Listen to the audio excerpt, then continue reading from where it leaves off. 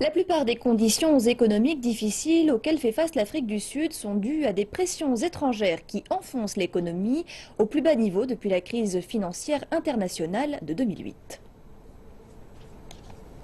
Et pour ne rien faciliter, le pays s'est lui-même infligé certaines de ses propres blessures. Un indice de la dette des entreprises, publié jeudi, le reflète.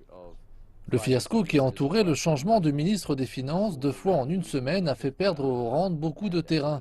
En conséquence, les taux d'intérêt ont dû augmenter plus que d'habitude et cela va encore plus déprimer l'activité économique.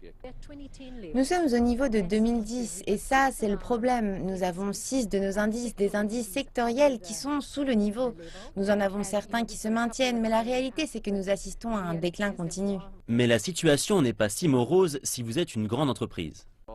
Il y a des signes qui suggèrent que l'économie devrait s'effondrer complètement.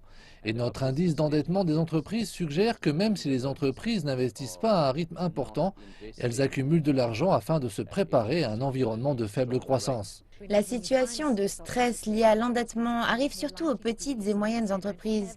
Elles n'ont pas la capacité de soulager le bilan comptable comme peut le faire une grande entreprise. Disons qu'elles ne sont pas aussi solides. Ironiquement, dans leur recherche d'efficacité des coûts, les grandes entreprises sont en train de faire disparaître le secteur des petites, moyennes et micro-entreprises. Les entreprises font des économies, se débarrassant des services que beaucoup de petites et moyennes entreprises fournissent.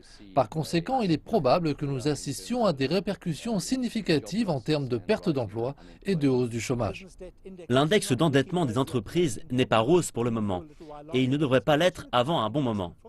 Mais il va falloir que les grandes entreprises investissent pour que les chiffres de l'emploi remontent et que la croissance économique se maintienne.